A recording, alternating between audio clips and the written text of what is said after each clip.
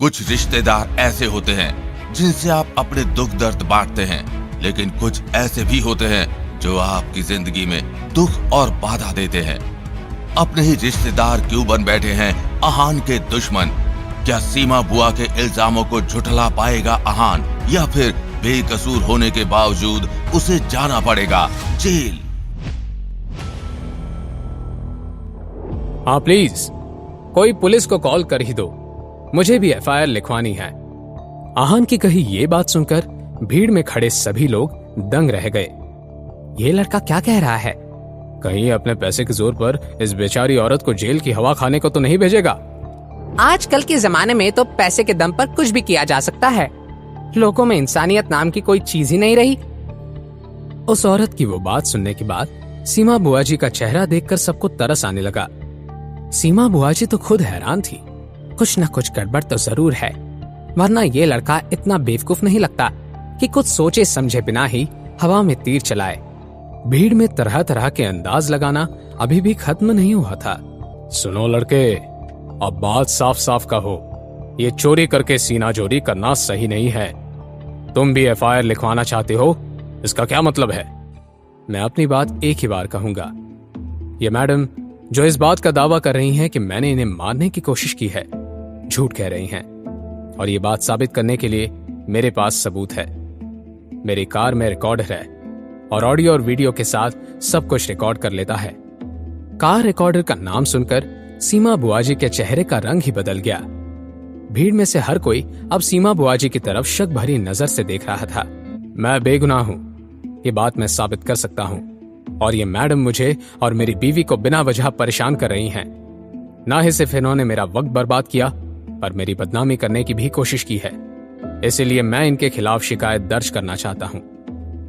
आहान ने फिर सीमा बुआजी की तरफ अपने कदम बढ़ा दिए और उनसे सवाल करते हुए कहा, आपका कहना है कि मैंने आपसे 50,000 रुपए उधार लिए थे और मैं पैसे वापस लौटाए बिना फरार हो गया ना? अगर ये सच है तो पुलिस को बुला ही लेते हैं, वही पता कर लेंगे कि कौन किससे पैसे चुरा कर भागा है।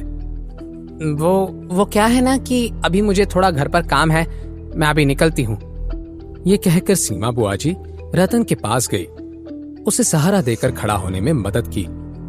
रतन जल्दी खड़े हो जा, अब हमें यहाँ से निकलना होगा, वरना मुझे डर है कि भीड़ में खड़े ये सारे लोग हमारी भी पिटाई ना लगा दें।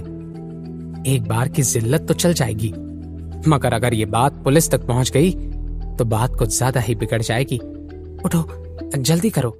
अगले ही पल दोनों माँ बेटे ऐसे भागने लगे, सभी लोग अपनी नजर चुराकर अपने अपने रास्ते चले गए। आखिरकार ये सारा मामला आहान ने खत्म कर दिया था। पीछे पलटते ही आहान की नजरें शनाया से मिली। आहान ने देखा कि शनाया हैरान नजरों से आहान की तरफ देख रही थी, और वो आहान को ऐसे देख रही थी जैसे इस कॉन्फिडेंट और चार्मिंग लड़के को पहली बार देख रही थी। शनाया के ऐसे एक्सप्रेशंस को देखकर आहान मुस्कुराने लगा। उसने अपने एब्सेंट माइंडेड बीवी का हाथ पकड़ा और उसे अपने साथ कार की तरफ ले गया। शनाया को कार में बिठाने के बाद आहान भी ड्राइवर सीट पर जाकर बैठ गया। आहान, कार में रिकॉर्डर कैसे आ गया? वो कार में कोई रिकॉर्डर नहीं है, शनाया ने आहान की तरफ देखते हुए मन ही मन में कहा। क्या ऐसा कोई प्रॉब्लम नहीं है जो मेरा हैंडसम हस्बैंड सॉल्व नहीं कर सकता? शनाया, आप ये क्या सोच रही हैं? क्या आपका हस्बैंड बहुत हैंडसम है? ऐसा कुछ नहीं है। मैं तो ये सोच रही थी कि मुझे तुमसे बचकर रहने की जरूरत है। क्या पता कब मुझे भी ऐसे ही कंट्रोल करने लग जाओ तो? आप उस बारे में परेशान मत होइए, मैं आपको कैसे कंट्रोल कर सकता हूं?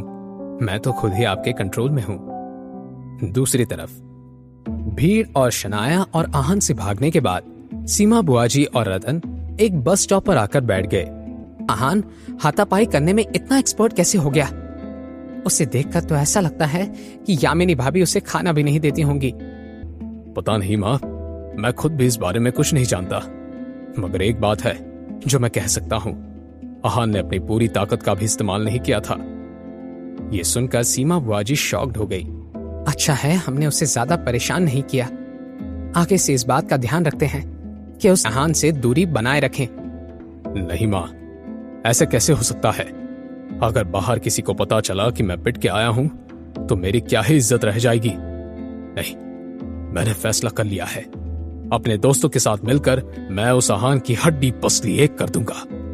तुमने सही कहा बेटा, तुम जब चाहे उसे मार सकते हो, लेकिन उससे पहले हमें आहान से पैसे कमाने हैं। माँ, ये सब कैसे होगा? हम अभी के अभी तुम्हारे शेखर मामा के घर पर चलते हैं। जितना मैं शेखर भैया को जानती हूँ, वो तो आहान से कुछ नहीं कहेंगे, लेकिन यामिनी भाभी, वो आहान को बिल्कुल पसंद नहीं करती। हम जाकर उनसे ही आहान की शिकायत लगाएंगे। तुम जाकर अपने चोटों के निशान दिखा दोगे तो भी भाभी को यकीन हो जाएगा और हमें कुछ पैसे भी मिल जाएंगे। क्या आहान यामिनी मामी की बात मान जाएगा? इस सवाल को सुनकर सीमा बुआ जी जोर जोर से हंसने लगे। सीमा बुआ जी ऐसे क्यों हंस रही थी, ये तो रतन को नहीं पता था, लेकिन एक बात साफ थी, सीमा बुआ जी के दिमाग में कोई नई खिचड़ी पक रही थी। शहर के दूसरे कोने में आहान और शनाया मिलकर कुछ खरीदारी कर रहे थे। आहान ने सब्जी वाले से कहा, भैया थोड़ा जल्दी दे दीजिए, मेरी बीवी को घर जाकर जल्दी से खाना भी खिलाना है, उन्हें थोड़ी भूख लगी हुई है। आहान की नई कार को देखकर वहां आई हुई एक भाभी ने आहान से कहा, आहान, तुमने तो नई कार खरीद ली है, क्या हमें मिठाई नहीं दोगे? भाभी, मैं मिठाई तो लेकर नहीं आया हूँ, लेकिन सब्जी वाले भैया से कहकर आपको मेरी तरफ से 2 नींबू दिला सकता हूँ। कार के पास खड़ी शनाया देख रही थी आहान इन सब लोगों के साथ कितने अच्छे से मिलजुल कर हंस रहा था। तब उसका फोन बजने लगा। शनाया ने बिना देखे कॉल उठा लिया। दूसरी तरफ से आवाज आई, आहान कहाँ है? किसने किया शनाया को कॉल? क्या कोई नई मुसीबत आने वाली थी शनाया की जिंदगी में? क्या सीमा बुआ का प्लान होगा कामयाब? कैसे बचेगा आहान इस नई मुसीबत से? जानने के लिए देखिए अगला एपिसोड सिर्फ पॉकेट एफएम के YouTube चैनल पर। और सीक्रेट अमीरजादा के सारे एपिसोड्स को सुनने के लिए डिस्क्रिप्शन में दी हुई लिंक से डाउनलोड कीजिए पॉकेट एफएम ऐप।